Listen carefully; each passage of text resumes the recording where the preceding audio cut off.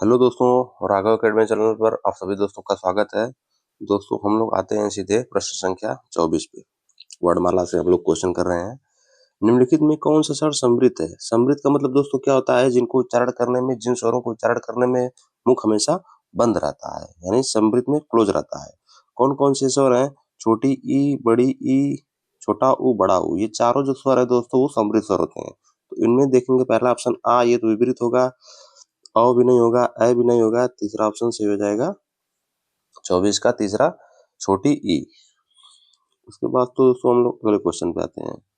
अगला क्वेश्चन है, हिंदी की मूर्धन्य ध्वनियां हैं। दोस्तों मूर्धन्य ध्वनियां कौन सी होती है? क वर्ग, त, कचट, तप, मदो बताए थे हम। तो क, त, म, क, च, ट। तो दोस्तों जो ट वर्ग होता है वही मूर्धन्य होता है। तो ट वर्ग इसमें कौन सा है? दूसरा है ट, ठ, ड, यानी 25 का दूसरा ऑप्शन सही हो जाएगा। उसके बाद दोस्तों हम लोग आते हैं क्वेश्चन नंबर 26 पे। क्वेश्चन नंबर 26 क्या है?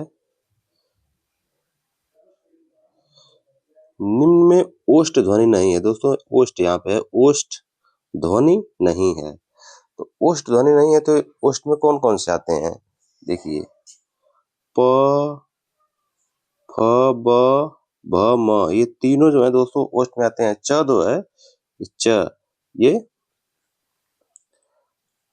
तालव्य वर्ग में आता है। तो 26 का पहला ऑप्शन सही हो जाएगा। उसके बाद दोस्तों हम लोग आते हैं क्वेश्चन नंबर 27 पे।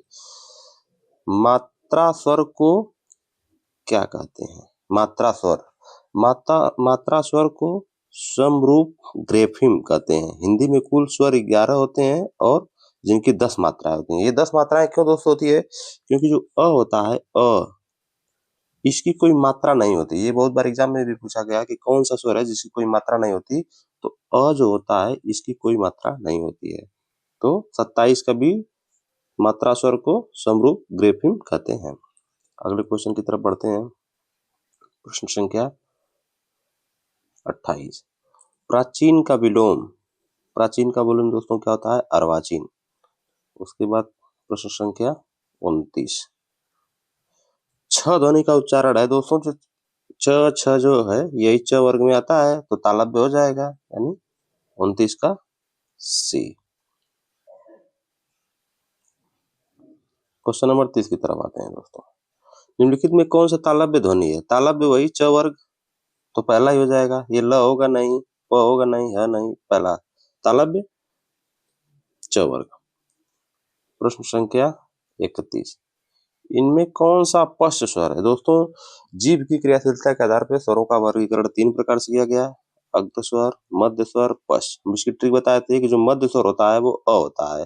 बाकी जितने 3 की तरह लिखना पड़ता है जिन स्वरों को, वो पश्च स्वर में ही होते हैं। देखिए आ को भी 3 की तरह लिखना पड़ रहा है, ऊ को भी 3, ऐसे है ना, 3 होता है, देखिए लिखना पड़ रहा है। छोटा ऊ को भी ओ को, औ को। तो ये सब जो है पश्च स्वर है। तो यही पूछा गया कौन सा पश्च स्वर है? तो अ तो मध्य स्वर होता है, 3 की तरह होता है, लेकिन ये मध्य स्वर में होता है। बाकी छोड़ा के जितने 3 की तरह होते हैं वो पश्च स्वर होते हैं। तो इसमें पहला ऑप्शन आ जो है 3 की तरह है, और बाकी ये सब ये तो मध्य स्वर हो जाएगा, बाकी छोटी ई, बड़ी ई अग्र स्वर। तो 31 का पहला ऑप्शन आ पश्च स्वर हो जाएगा। प्रश्न संख्या 32। इनमें कौन सी ध्वनि संयुक्त ध्वनि है? दोस्तों संयुक्त ध्वनि क्या होती है कि पहले व्यंजन में स्वर रहित होता है। पहला व्यंजन स्वर रहित, दूसरा व्यंजन स्वर सहित। तो दोस्तों इसमें देखिए ये तो होगा नहीं, ट भी नहीं होगा। ये आधा च, पूरा च और क्य, ये दोनों ऑप्शन बच रहा है। तो इनमें होगा कौन? संयुक्त ध्वनि होती क्या है? पहला जो है बिना स्वर का और दूसरा स्वर। और ये देखिए जो इसमें भी वही हाल है, च और च में, लेकिन दोस्तों ये द्वित्व कहते हैं क्योंकि ये दोनों व्यंजन सेम ही है, आधा च पूरा च। तो इन वर्ड को जो है हम लोग द्वित्व व्यंजन कहते हैं। देखिए डबल च को द्वित्व व्यंजन कहते हैं। तो यानी ये पहला ऑप्शन सही हो जाएगा 32 का पहला। ये द्वित्व व्यंजन हो जाएगा च और आधा क या क्या संयुक्त व्यंजन। 32 का पहला ऑप्शन करेक्ट। दोस्तों आते हैं क्वेश्चन नंबर 33 पे। इनमें से कौन सा युग्म अघोष ध्वनि है?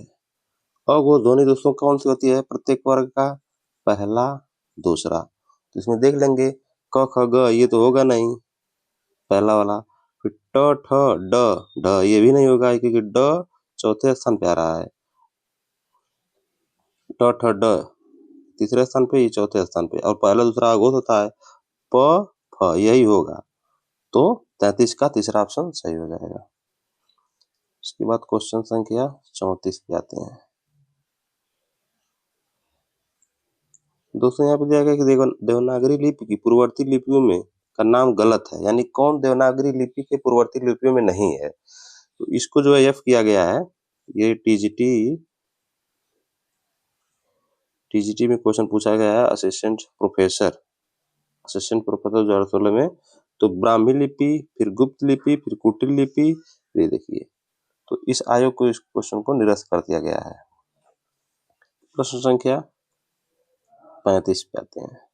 प्रश्न संख्या 35, निम्नलिखित ध्वनि में कौन सुमेलित है? दोस्तों अघोष जो होता है वो प्रत्येक वर्ग का पहला दूसरा होता है। ग तो 3 पे, क ख ग ये तीसरा पे आ रहा है। फिर अल्प प्राण क्या होते हैं? प्रत्येक वर्ग का पहला, तीसरा और पांचवा अल्प प्राण होते हैं। तो प फ ये दूसरा पे आ रहा है, ये भी नहीं होगा।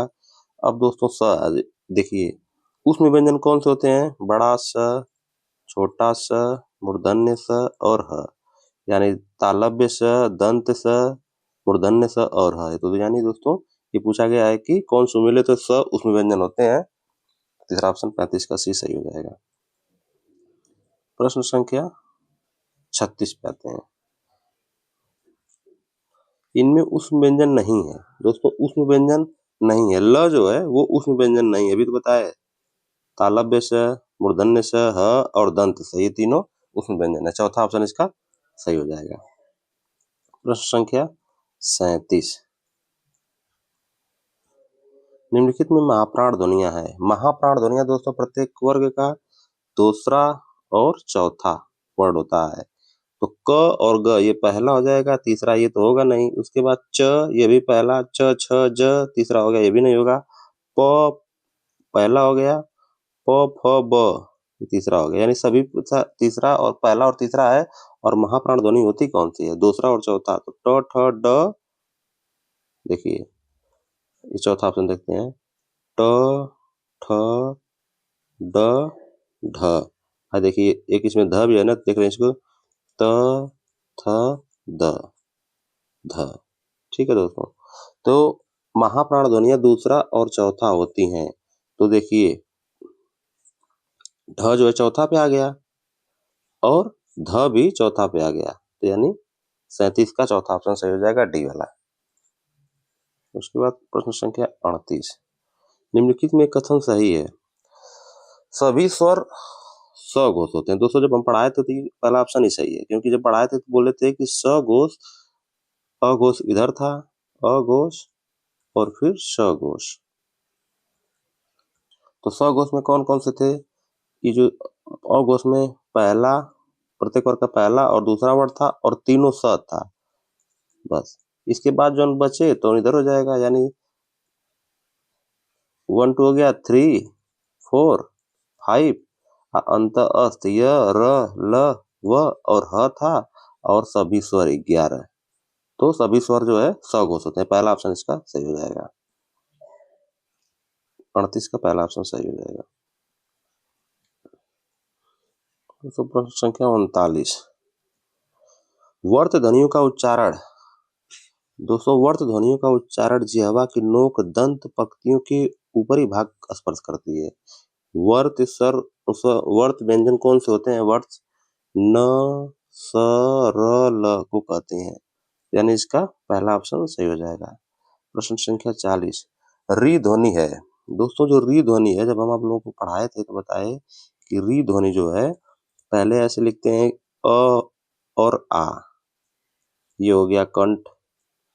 उसके बाद छोटी ई, बड़ी, ये हो गया तालव्य। उसके बाद री आया था, तो क त म मतलब मूर्धा, तो री का उच्चारण स्थान मूर्धा से होगा, यानी इसका 40 का दूसरा ऑप्शन सही हो जाएगा।